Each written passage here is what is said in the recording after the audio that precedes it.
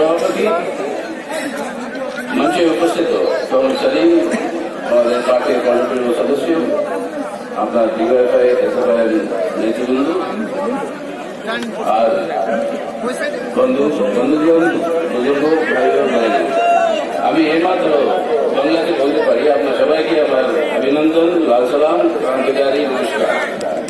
তো কিন্তু আমি বাংলা বলতে পারি, বুঝতে পারি, কিন্তু বাংলাকে ব্যক্তিত্ব দেওয়ার জন্য একটুখানি অত ক্ষমতা পেলাম।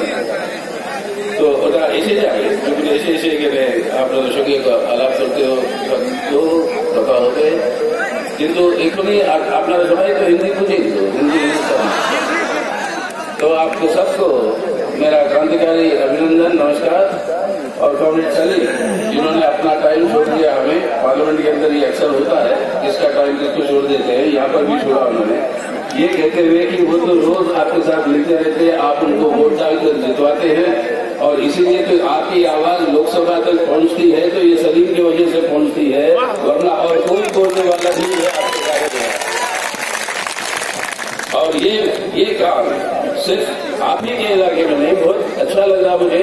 इस कोने पे अपने हिंदुस्तान के 2 किलोमीटर दूर पे है बांग्लादेश, और यहाँ पे आके आप सबको इतनी बड़ी जमात को देखते हुए हमें एक भरोसा आ रहा है कि आने वाले सुबह एक नया भारत का निर्माण होगा, और वो नया भारत हमारा नौजवान के नेतृत्व में होगा।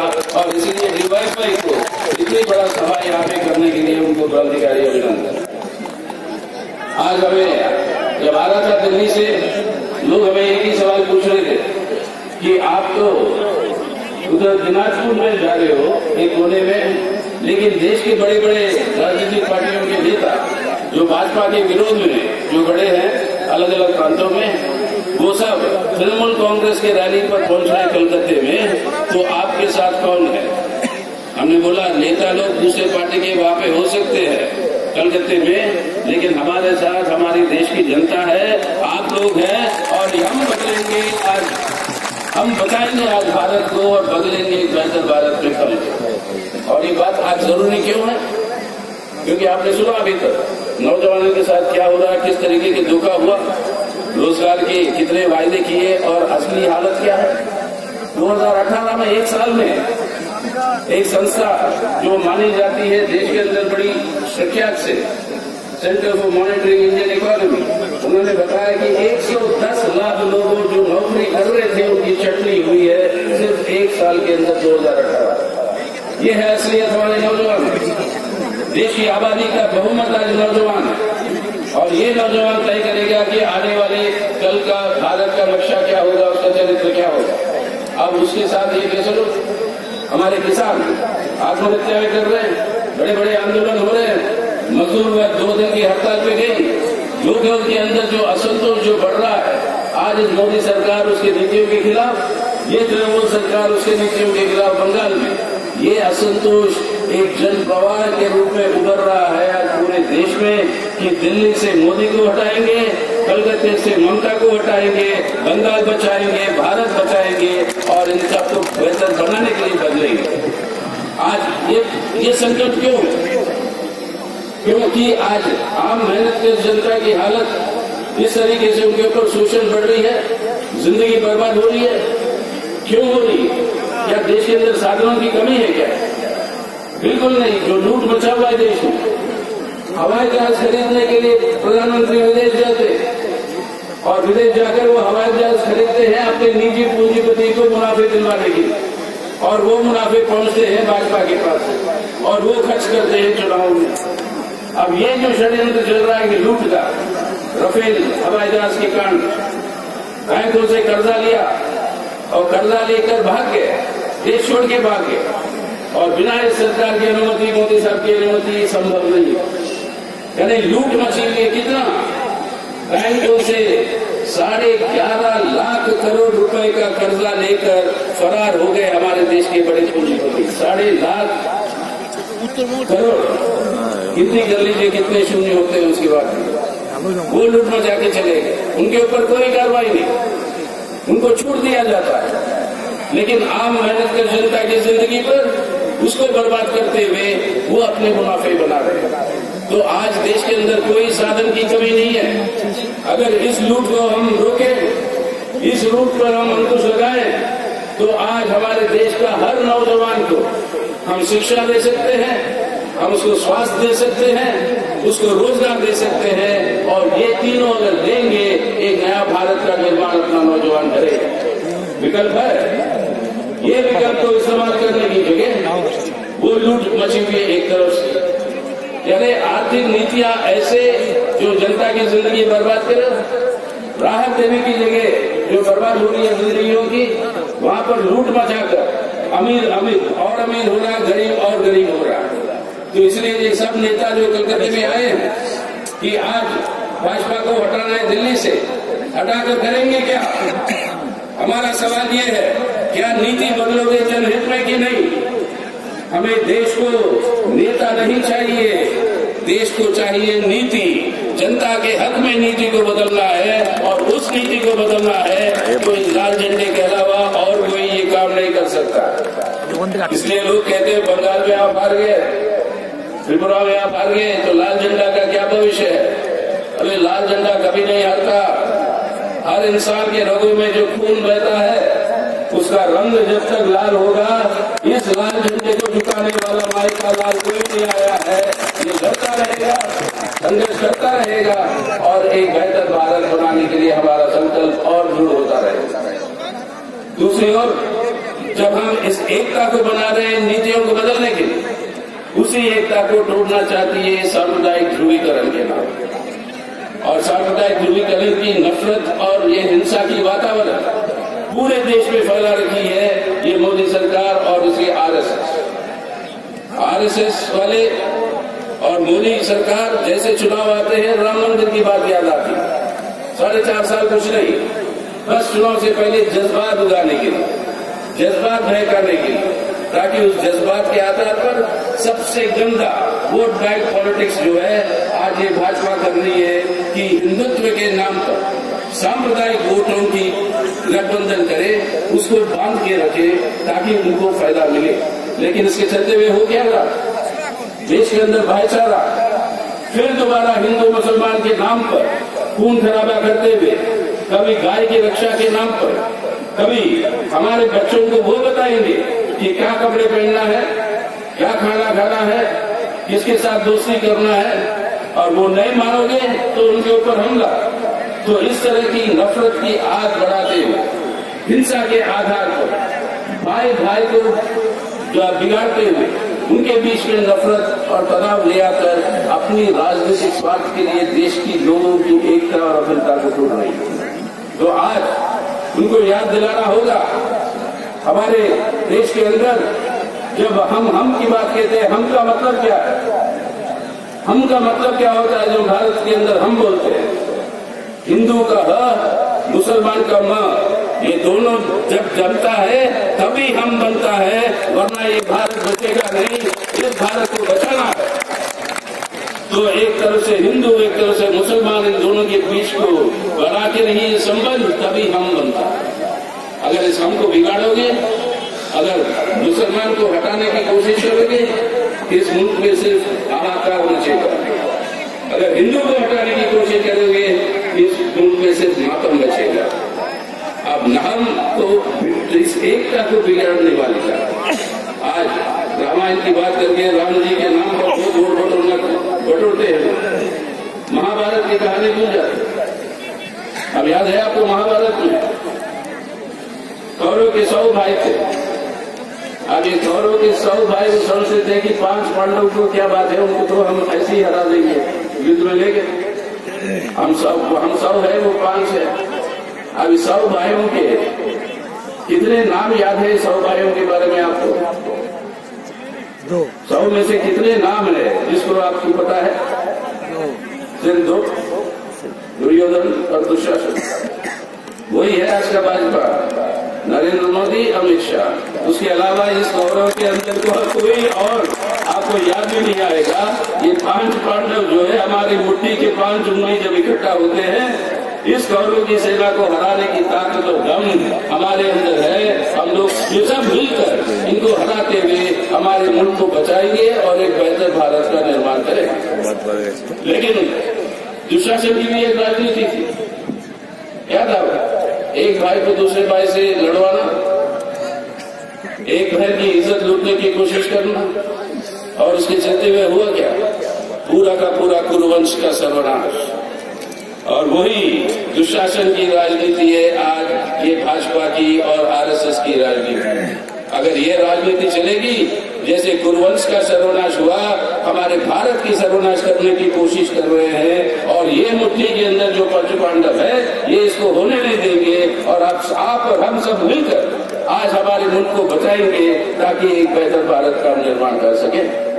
तो ये सांप्रदायिक ध्रुवीकरण एक तरफ से, पूरी देश के अंदर जितने संस्थाएं हैं, आपके पार्लियामेंट से लेकर सुप्रीम कोर्ट से लेकर अब सीबीआई को, आपके रिजर्व बैंक ऑफ इंडिया को, सब संस्थाओं को बर्बाद करने की पूरी कोशिश कर रहे हैं। क्यों? वो एक धर्मनिरपेक्ष जनतंत्र का गणराज्य जो हमारा भारत है, अपना हिंदुस्तान है, उसको बदलना चाहते हैं। वो आरएसएस की जो दृष्टिकोण है, एक फांसीवादी, कट्टरपंथी, नफरत से भरा एक हिंदुत्व राष्ट्र के रूप। आज ये है पूरा का पूरा षड्यंत्र, और इस षड्यंत्र को नाकाम करना है तो पहले उनको सत्ता से हटाना जरूरी है। और उसी तरीके से जनतंत्र को बचाने के नाम पर मोदी साहब की सरकार को हटाएंगे दिल्ली में, लेकिन जनतंत्र की हत्या करेंगे आप कलकत्ते में बैठकर, वो तृणमूल कांग्रेस भी नहीं चल पाएगी। तो आज नारा ये है कि मोदी हटाओ देश बचाओ, ममता हटाओ बंगाल बचाओ, और इसी के आधार पर जो है एक नया भारत, नया बंगाल का निर्माण हो सकता है। जब मैं महाभारत की बात कर रहा था, याद करिए महाभारत में ये पूरे के पूरे षड्यंत्र के पीछे एक मामा था, याद है? मामा का नाम याद है? शकुनी मामा।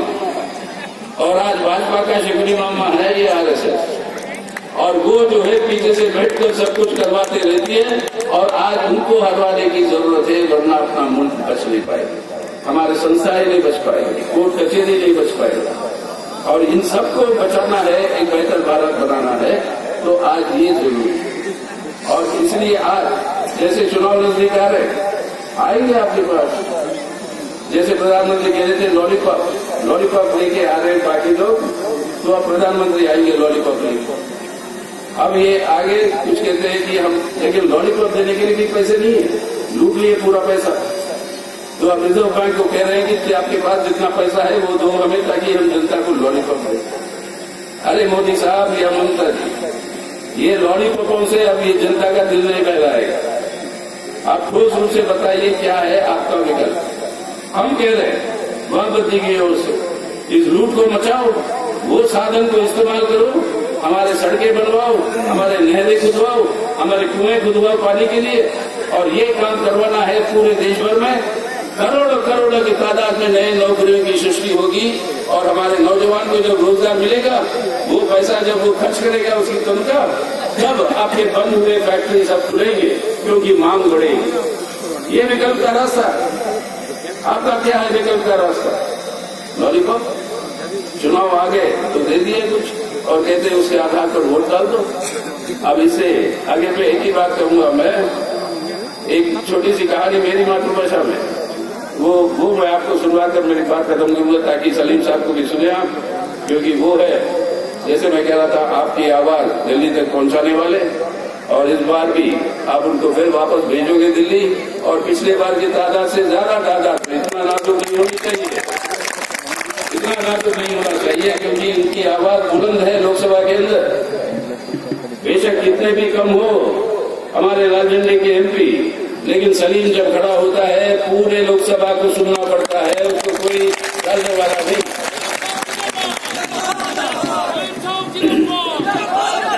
तो उनको भी बोलने के लिए वक्त दे। तो इस कहानी से मैं बात खत्म करता हूँ। तो चरित्र समझाता है हमारे प्रधानमंत्री की और आपके मुख्यमंत्री का। और ये कहानी मेरी मातृभाषा तेलुगु में है, वो है एक पॉकेट मार के बारे में। एक ऐसी मजदूर है आपका, जैसे आपके चाय बागान में काम करके बस लेके आप आ रहे हो अपने घर के पास गांव में, अब बस का कंडक्टर जो है आके बोलता भाई टिकट लो, पैसे दो, टिकट लो। अपना मजदूर भाई अपने पॉकेट में जब हाथ डालता है तो देखता है कि किसी ने पॉकेट मार लिया उसको और पूरा महीने की तनख्वाह जो है वो किसी ने चोरी कर ली।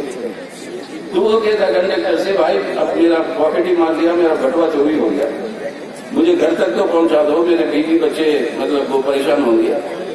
तो कंडक्टर बड़ा अड़ियल था, उसने बोला बस को रुकवा दिया ड्राइवर को बोल के, और अपने भाई को बोलता, मजदूर भाई को, या तू टिकट खरीद या उतर जा, वरना बस आगे नहीं जाएगी। अब बस में और भी मजदूर बैठे हैं, वो कह रहे थे अपने दोस्त से कि भाई या तू उतर जाए या टिकट खरीद ले, हमें तो घर जाने का। एक तनाव की परिस्थिति पैदा होती है, और तनाव की परिस्थिति जब पैदा होती है तब उस तनाव की परिस्थिति में एक महानुभाव आता है और कहता है कि भाई उस मजदूर का टिकट मैं लेता हूं, मेरे जेब से पैसे देकर आप टिकट काटो और बस को चलाओ। कहानी इस बात पे खत्म होती है। आज के कलयुग में ये कौन है ये महानुभाव जो अपनी पॉकेट से पैसा देकर उस दूसरे का टिकट लिया? कौन है ये महानुभाव? वही पॉकेट मार जो पहले मार लिया बटुआ, अब जो है 5,000 रुपए मार लिया, 5 रुपए दे रहा है किसी भी टिकट लेने के लिए। वो है आपके मोदी साहब, वो है आपके ममता दीदी। जैसे चुनाव आते हैं इससे पहले 4.5 साल लूटो जनता, उनकी जिंदगी बर्बाद करो, और जैसे चुनाव नजदीक आते हैं फिर लॉलीपॉप ले आओ। जैसे अपना पॉकेट मार जो है टिकट खरीदता है, और वो लॉलीपॉप से आधार पर आप समझते हो कि ये बहुत बड़ा महानुभाव है, हमारा उन्नति करे। असलियत पहचानवार, असलियत पहचानवार, और इस असलियत को बेनकाब करना होगा। तो आज हमारे सामने यही है बात, देश को नेता नहीं। आज कहते हैं मोदी साहब का विकल्प क्या है, यही बात हमने सुना 2003-4 में, वाजपेयी साहब का विकल्प क्या है, और विकल्प लाए। किसी ने सोचा उस समय डॉक्टर मनमोहन सिंह होंगे प्रधानमंत्री देश का, लेकिन जवाहरलाल नेहरू के बाद 10 साल लगातार प्रधानमंत्री कोई रहा तो वो रहे डॉक्टर मनमोहन सिंह। तो विकल्प है, विकल्प आएगा 2019 में, विकल्प आएगा। और जैसे 2096 में चुनाव के बाद बना गठबंधन जो सरकार बनाया, 2008 में, 98 में वो एनडीए बनी चुनाव के बाद, जब वाजपेयी साहब प्रधानमंत्री बने। 2004 में यूपीए बना चुनाव के बाद और मनमोहन सिंह प्रधानमंत्री बने। 2019 में चुनाव के बाद एक वैकल्पिक गठबंधन बनेगा, एक वैकल्पिक धर्मनिरपेक्ष सरकार बनेगी केंद्र में, और उसको मजबूत करने के लिए आपको भाजपा की सरकार को हराना है दिल्ली में, और यहाँ पे आपकी तृणमूल कांग्रेस की सरकार हराना है आपके बंगाल में। तभी इस बात को हम आगे ले जा सकते हैं ताकि एक बेहतर भारत का निर्माण हो। तो आइए हम सब लोगों को यही आह्वान है हमारी कि हमारे अंदर अगर इस संकल्प को और मजबूत करें और दृढ़ता के साथ आगे बढ़े, तो ऐसा कोई नहीं है जो हमारे देश को बर्बाद होने के लिए जो कोशिशें कर रही है उसको हम नहीं रोक सकते। कितनी भी ताकत आ जाए, जब इकट्ठा हो जाते हैं हम सब लोग, तब हमें हराने के लिए, भारत को हराने के लिए कोई ताकत उसकी कामयाबी नहीं होगी। हमारी एकता कमजोर होने की वजह से उनको फायदा मिल रहा है। आज इस एकता को मजबूत करना है, हम सब मिलकर हमें लड़ना है, और वही त्याग के साथ। याद रखिए, जब पूरे दुनिया के अंदर हिटलर अपनी फांसीवादी तानाशाही को लेकर जब आया था, तब सभी लोग घुटने टेक लिए, उसके सामने कोई डरने के लिए तैयार नहीं था। आखिर उस हिटलर को हराया। हिटलर को जब हराया गया, हिटलर के जो हेडक्वार्टर है उसके ऊपर कौन सा झंडा फहरा? अमेरिका का झंडा नहीं, ब्रिटानिया का झंडा नहीं, फ्रांस का झंडा नहीं, वो झंडा फहराया तो अपने सोवियत संघ का लाल झंडा वो फहराया और हिटलर को हराया। अगर ये लाल झंडा हिटलर को ही हरा सकता है तो मोदी ममता क्या है? उनको भी हराएंगे हम, उनको हराएंगे, एक बेहतर भारत और एक बेहतर बंगाल बनाएंगे। इस दृढ़ता के साथ मैं आप सबसे विदा ले रहा हूँ, फिर से लाल सलामी कहते हुए, क्योंकि बंगाल जो सोचता है आज, हिंदुस्तान सोचता है कल। तो आपको आज सोचना है और जिन ताकतों को हराना है, ये काम आप करोगे। इस विश्वास के साथ आप सबको फिर से लाल सलाम और नमस्कार बोल के बात खत्म कर रहा हूँ।